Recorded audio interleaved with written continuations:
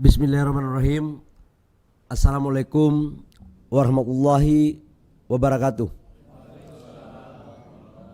Shalom, Om Swastiastu, Namo Buddhaya, Salam Kebajikan. Yang saya hormati Pak Wamen, Pak Yuliot, Pak Sesmen dan seluruh pejabat di Kementerian Investasi, teman-teman media yang saya hormati, saya cintai, baik yang ada di ruangan ini maupun di luar yang ikut lewat Zoom, seluruh hadirin yang mengikuti acara ini, khususnya yang saya hormati, banggakan kepala-kepala DPM PTSP baik provinsi, kabupaten, kota yang ada dari Sabang sampai Merauke. Tidak terasa perjalanan panjang kita dalam mengurus investasi ini sudah masuk tahun terakhir dari proses priorisasi masa jabatan presiden yang kedua. Saya ingat betul saya masuk di Kementerian Investasi bulan Oktober dan 2 hari kemudian saya mengumumkan realisasi kuartal ketiga di tahun 2029. Dan kuartal keempatnya di Januari 2020. Artinya untuk priorisasi kali ini adalah pengumuman kuartal kedua terakhir di tahun 2024. Dan selanjutnya nanti akan diumumkan oleh pemimpin yang akan melanjutkan kepemimpinan di Kementerian Investasi. Karena itu saya akan mencoba untuk menyampaikan secara komprehensif dari apa yang harus kita lakukan dalam kurun waktu hampir 5 tahun. Teman-teman media, saya ingat betul waktu saya masuk, total realisasi investasi kami di 2019 adalah 795 triliun. Dan dari 795 triliun itu komposisi daripada investasi Jawa dan luar Jawa, di luar Jawa lebih banyak, di Jawa lebih banyak. Dengan penciptaan lapangan kerja tidak mencapai 1 juta waktu itu. Dan alhamdulillah perintah Bapak Presiden harus kita mendorong pemerataan pertumbuhan ekonomi. Dan salah satu instrumennya adalah investasi. Karena investasi adalah satu instrumen untuk menciptakan kawasan pertumbuhan ekonomi baru. Dan karena itu sekarang di 2023 kemarin dari 798 triliun, dari 795 triliun di 2019, 2023 akhir mencapai 1.418 triliun. Dan tahun ini ditargetkan oleh Bapak Presiden dalam rangka menjaga pertumbuhan ekonomi kita di atas 5% harus mencapai 1.650 triliun. Dan karena itu izinkan saya untuk memaparkan capaian daripada realisasi investasi di kuartal kedua. Dan karena itu saya saya izin lewat sini aja.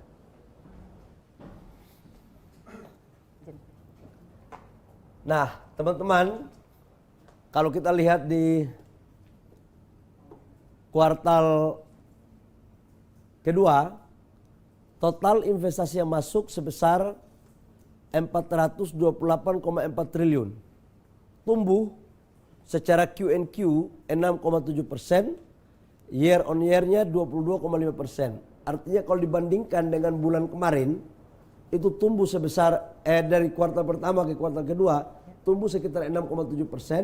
Tapi kalau di kuartal kedua dibandingkan dengan kuartal kedua di tahun 2023 itu tumbuh 22,5%. Dengan penyerapan tenaga kerja sebesar 677.623 orang. Komposisi antara PMA dan PMDN, PMA-nya 50,7%. Alhamdulillah masih bagus. Dan PMDN-nya 49,3%. Teman-teman semua, kita kan tahu bahwa ekonomi global sekarang masih dalam kondisi yang memprihatinkan. Bahkan sudah ada 95 negara yang sekarang sudah menjadi pasien IMF. Dan di balik ketidakpastian ekonomi global itu, kita tetap bersyukur bahwa publik global masih mempercayai negara kita sebagai salah satu tujuan negara yang investasi. Karena kalau kita lihat di sini FDI kita PMA masih di angka 50,7, tumbuh 16,6%, masih tumbuh 16,6%. Dan untuk PMDN ini yang luar biasa kita apresiasi teman-teman kita dalam negeri itu tumbuh sebesar 29,1% secara year on year. Ini luar biasa sekali. Kemudian untuk Jawa dan luar Jawa, di Jawa 49,8% tumbuh 27,1%, di luar Jawa itu 50,2% tumbuh 18,3%. Teman-teman ini bisa lihat teman-teman media untuk tumbuh ini jangan-jangan belum dibayar ini ya. Itu bisa, Pak. Jawa itu tumbuhnya tinggi sekali, kurang besar. Itu Jawa tumbuhnya besar sekali sebesar 27,1% dibandingkan dengan luar Jawa yang tumbuhnya 18,3%. Biasanya pada kuartal-kuartal sebelumnya itu di luar Jawa tumbuhnya lebih gede daripada di Jawa. Yang berikut yang berikut di komposisi mana aja? Di komposisi mana aja yang paling banyak masuk untuk di sektor? Ya. Sektor yang pertama teman-teman adalah di sektor industri logam dasar, barang logam bukan mesin peralatannya. Ini menunjukkan bahwa di sektor hilirisasi berjalan masif karena dia menempati nomor pertama dengan angka 17,3% atau 74 triliun. Kemudian sektor pertambangan 10,6% atau 45,6 triliun. Transportasi, gudang, telekomunikasi tumbuh sebesar 9,6%. Kemudian kawasan perumahan industri dan jasa lainnya. Kalau kita lihat ini terintegrasi betul. Mereka satu siklus ini. Jadi hilirisasi yang paling banyak ini masih di sektor pertambangan. Kemudian teman-teman media, saya melaporkan di daerah mana saja sih mereka masuk. Yang pertama masih Jawa Barat. Ya, Jawa Barat 63,7 triliun. Kemudian DKI Jakarta itu kurang lebih sekitar 62 triliun, Jawa Timur 35, Banten 33, Sulawesi Tengah 32. Ini antara PMA dan PMDN. Artinya Sulawesi Tengah ini luar biasa sekali. Coba PMA-nya dong. PMA saja. Coba di PMA-nya mana? Iya, ini Pak. Kalau PMA-nya aja itu DKI Jakarta, Maluku Utara, Sulawesi Tengah, Banten dan Jawa Barat. Ya. Nah, negara mana saja masuk 5 besar? Ini adalah Singapura, Tiongkok, Hong Kong, Korea Selatan dan Amerika Serikat. Kalau kita lihat di Singapura 4,6 miliar, kemudian Tiongkok 2 miliar, Hong Kong 1,9, Korea Selatan masuk nomor 4 nih, 1,3 dan Amerika Serikat. Jadi 5 besar ini Korea Selatan menggeser Jepang. Biasanya Jepang, tapi ini sangat dinamis ya. Kalau ada pilpres pasti saya katakan mau lagi bersaing pencalonan, tapi sudah tidak ada pilpres jadi sudah selesai. Ini tinggal investasi aja yang bersaing. Selanjutnya Januari sampai Juni Pak. Coba Januari sampai Juni coba.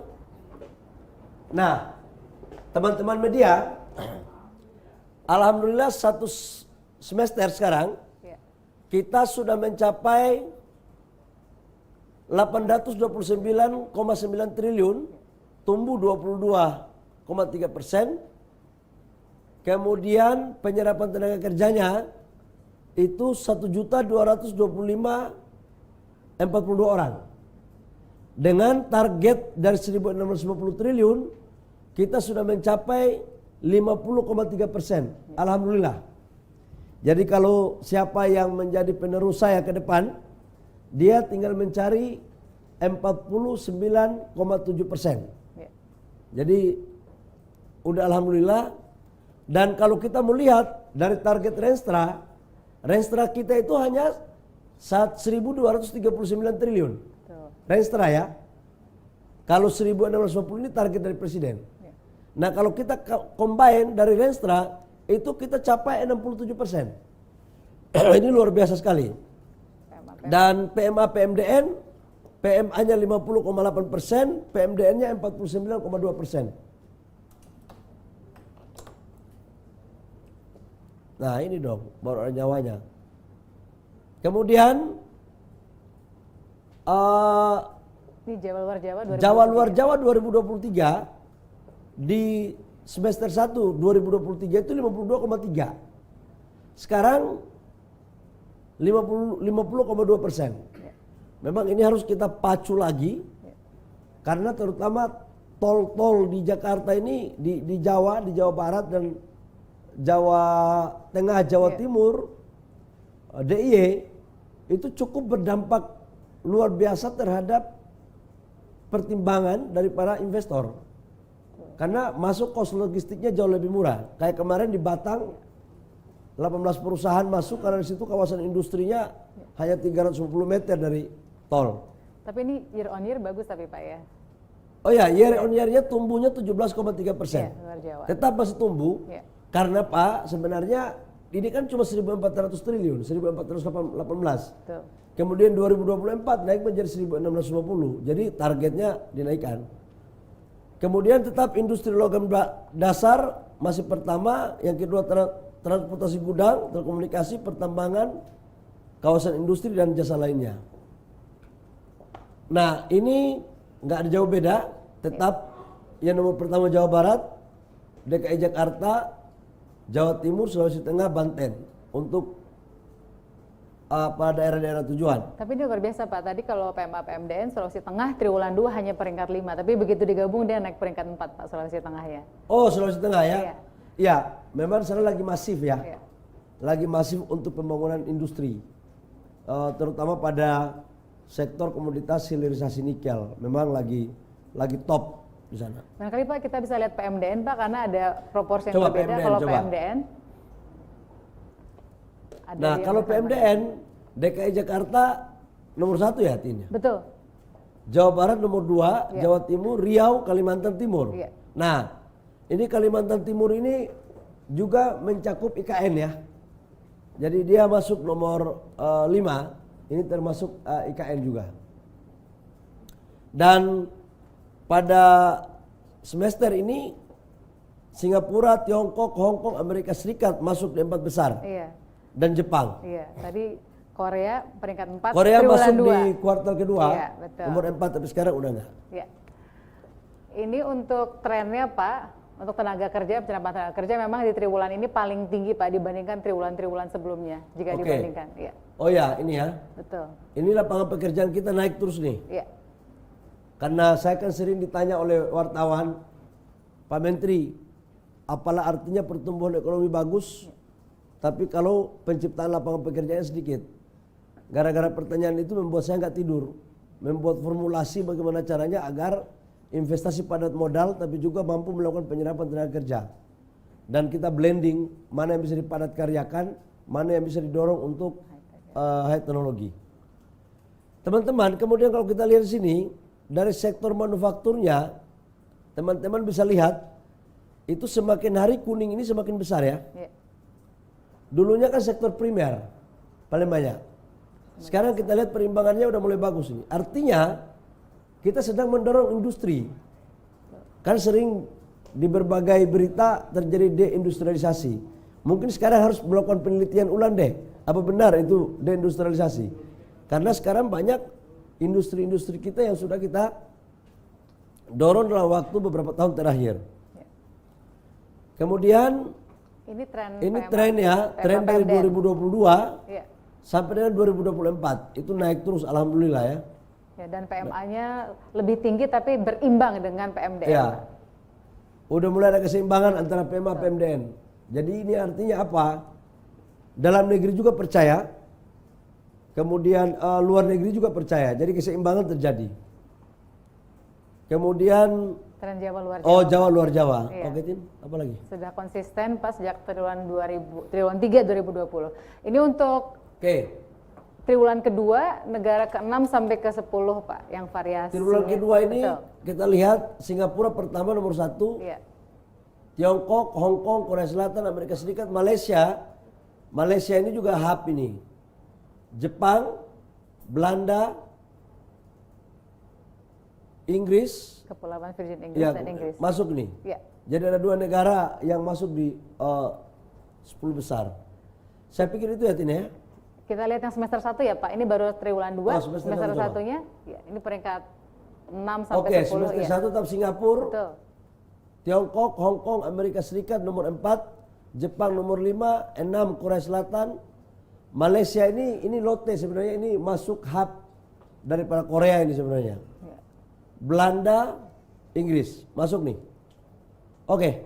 Baik, ada juga data hilirisasi Pak yang Coba. perlu disampaikan kepada rekan-rekan jurnalis.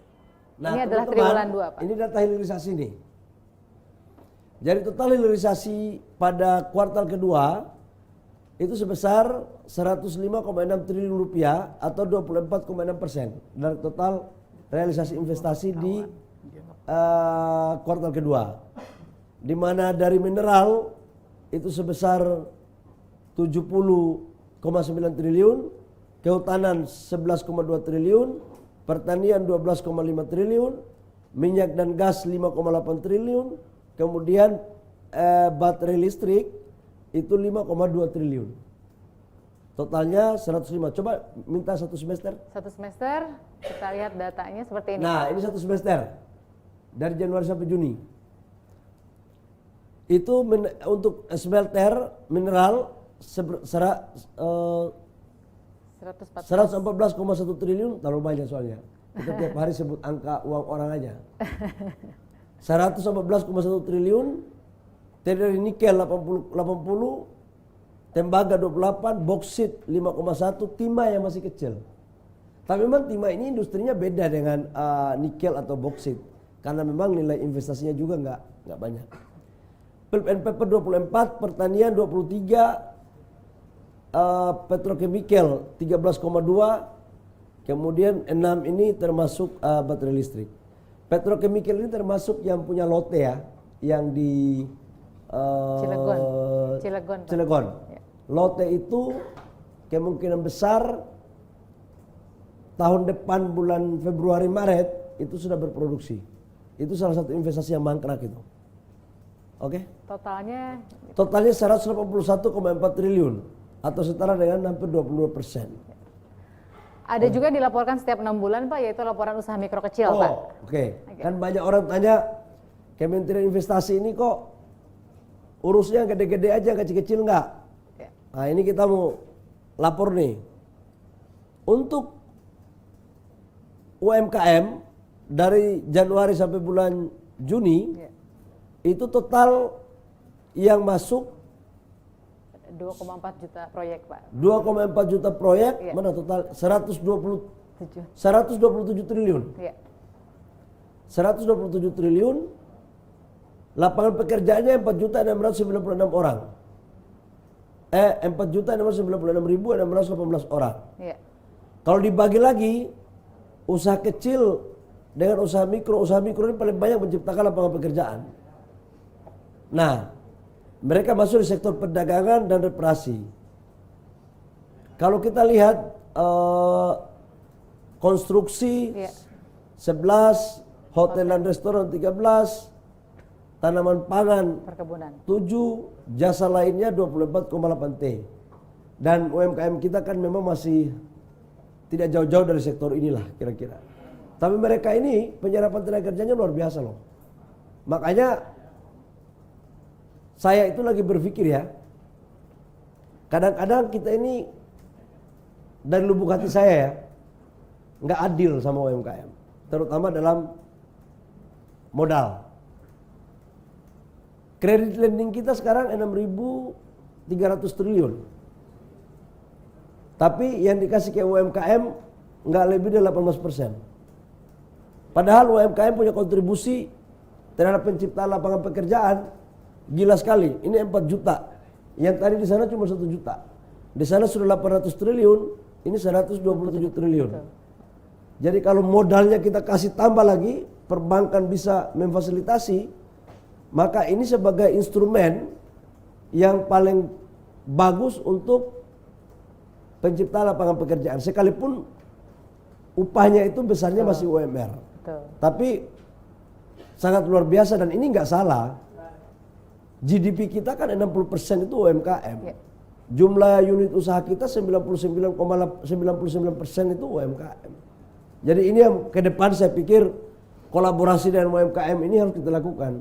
Makanya di Kementerian Investasi punya peraturan menteri untuk setiap pengusaha atau investor yang masuk wajib berkolaborasi dengan investor pengusaha daerah atau UMKM. Betul. Ya.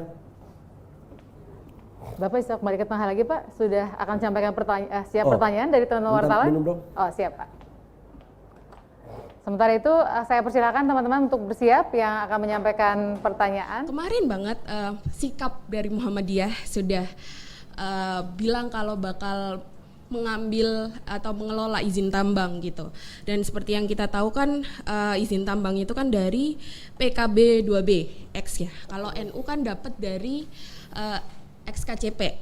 Nah, sementara Muhammadiyah itu sudah dapat akan yang mana Pak? Dapat yang mana gitu? Apakah mungkin dari Arutmin kah, Kendilo kah, Adaro, Multi Harapan atau kayak Diko mungkin? Menyangkut dengan izin tambang organisasi kemasyarakatan, alhamdulillah kemarin saya baca di berita Muhammadiyah setelah melalui kajian panjang itu menerima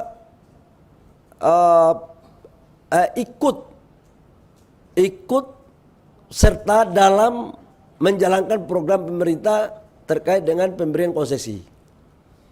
Dan kemarin saya sudah ditelepon oleh Pak Muhajir sebagai ketua tim yang ditunjuk dari rapat Muhammadiyah untuk pengelolaan tambang ini. Saya sudah dapat telepon dan saya pikir ini barang bagus. Kita saja yang terlalu a priori berpikirnya negatif duluan gitu kan.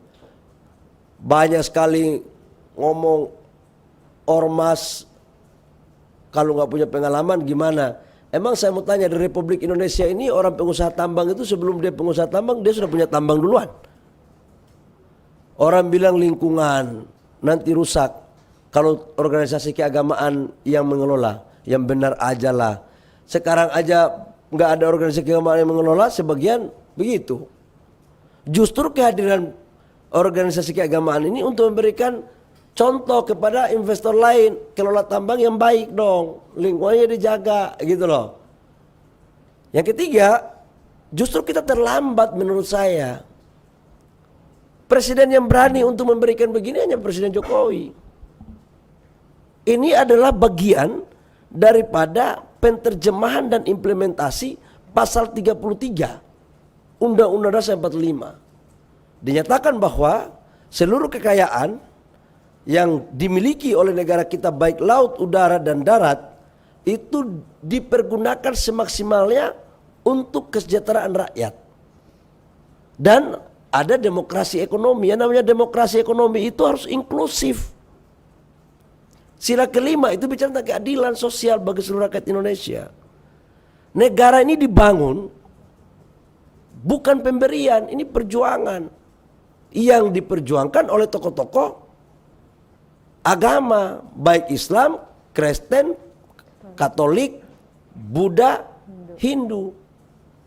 Pada saat Indonesia kita merdeka, agresi militer tahun 48, yang membuat fatwa jihad siapa? Para ulama. Bukan para konglomerat, bukan para pengusaha-pengusaha itu. Ya mohon maaf ya, saya harus ngomong jujur. Pada saat konflik di Ambon, di Poso, yang mendamaikan siapa? Tokoh-tokoh agama semua. Masa di saat Indonesia sakit, yang disuruh merawat Ibu Pertiwi, tokoh-tokoh agama. Pada saat Indonesia pesta pora, tokoh-tokoh agama dibilang nggak boleh terima. Yang bisa terima hanya konglo aja. Itu enak dulu, nggak enak di kita dong kalau begitu cara berpikirnya.